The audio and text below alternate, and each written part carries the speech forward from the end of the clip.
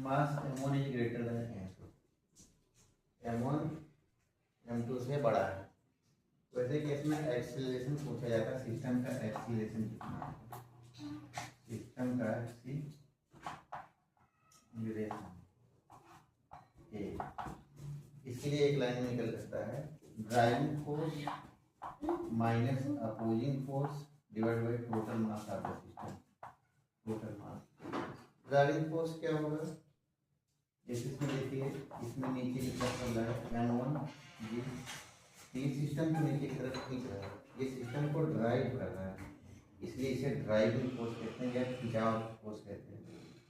और ये सिस्टम नीचे की तरफ ये एक्सीलरेशन से जा रहा है, ये फाइंड आउट करना है। दूसरी चीज, अच्छा m1 ग्रेटर देन m2 है तो सिस्टम नीचे की तरफ जाएगा, उसका एक्सीलरेशन ए होगा। और अगर सिस्टम ये नीचे की तरफ जा रहा है तो ये ऊपर की तरफ जाएगा, उसका एक्सीलरेशन ए होगा। ये क्या करेगा, इसका जो वेट है m2g, इसका जो वेट है वो क्या करेगा, नीचे की तरफ लेगा, और ये सिस्टम को नीचे की तरफ लेके जा रहा है, और ये जो है अपोज करेगा। इसका मतलब ये नीचे जा रहा है, ये ऊपर जा रहा है, तो ये इसको अपोज करेगा।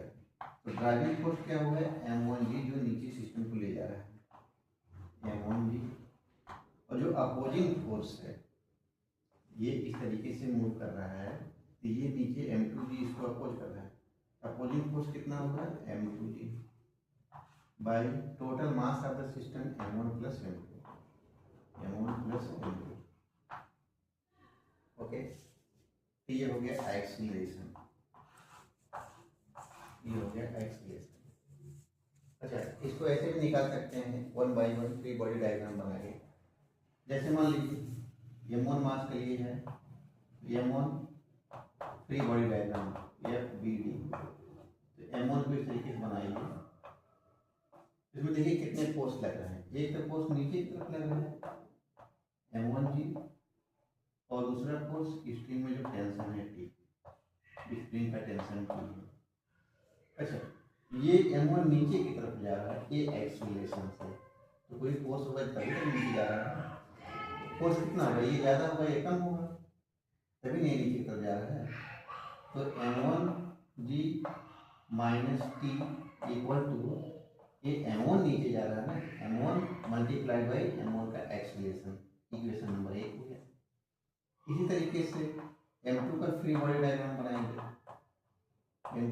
m2 का फ्री बॉडी डायग्राम बनाने के लिए m2 को यहाँ बना लीजिए, ये m2 है, m2 का वेट नीचे की तरफ लगेगा m2g, m2 के ऊपर जो टेंशन होगा